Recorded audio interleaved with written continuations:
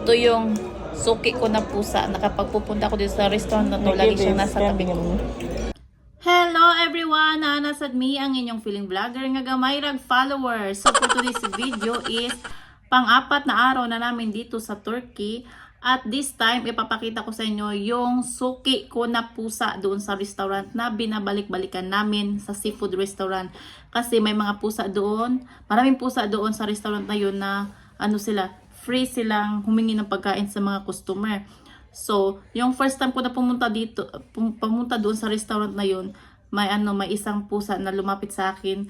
Tapos, yung tawag dito, humingi siya yung kung sa Bisaya pa, manguhit siya na iring. Kasi yan siya, hihingi ng pagkain. So, lagi kong binibigyan ng pagkain sa first night na pumunta kami doon. Tapos, sa second night na bumalik kami doon, yung pusa na yun, yung tumakbo papunta sa akin. Kasi parang naalala niya ako na binibigyan ko siya ng mga pagkain. Tapos kahapon, so third time namin bumalik doon, yun yung pusa naman, tumakbo siya papalapit sa akin. Tapos nagstay siya sa tabi ko. Kasi alam niya na lagi ko siyang bibigyan ng pagkain. So, let's see. So, panoorin niyo yung video na to. Ito yung in-order namin, may salad, nag-order kami ng salad at saka itong mga sauce na to, hindi ko alam kung ano itong isa. Tapos ito yung tinatawag nila na hummus. Ayan, nilagyan ng asawa ko ng paminta, asin, balsamic vinegar at saka olive oil. At ito na naman yung dalawang sauce na hindi ko alam yung isa. Ayan, i-mix yan ng asawa ko kasi nilagyan na niya ng mga dapat ilagay dyan. Ayan, mini-mix na niya. Masarap ang salad dito nila. Yan. At saka ito yung dalawang malalaking isda na in-order namin. Tapos yung kalahati niyan, ibibigay ko dun sa suki ko na pusa. Yun yung ipapakain ko sa kanya. Kaya laging bumabalik sa tabi ko kasi lagi kong binibigyan ng kalahating malaking isda. Ito yung plato ko. Ayan, syempre may isda. Ito yung pusa na suki ko. Ayan, nanguhit yan siya sa legs ko. Naghihingi siya ng pagkain. Nagugutom na siya.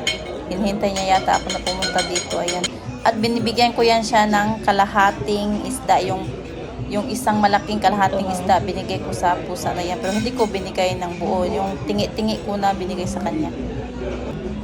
Pag konti-konti ko binigay sa pusa na yan, yung kalahating malaking isda, para hindi siya mabilaukan. At yun, naubos naman niya lahat yun. At ito pala yung asawa ko, tsaka mga anak ko. At ayan, yun lang yung video namin for today. Sana nagustuhan ninyo. Lang siya, short video lang siya.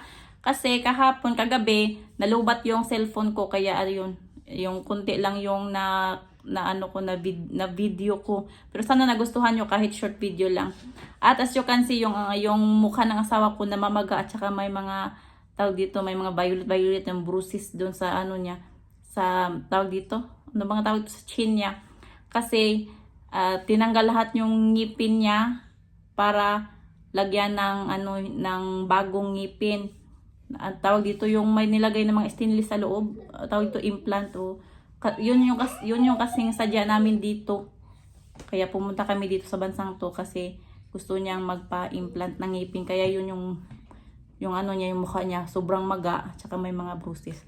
At ayun, sana nagustuhan nyo yung video namin for today. At sa mga nag-subscribe na sa amin, maraming salamat sa inyo. At sa mga hindi pa nag-subscribe, please subscribe our channel. And please like and share our video. So thank you so much. See you soon. Bye.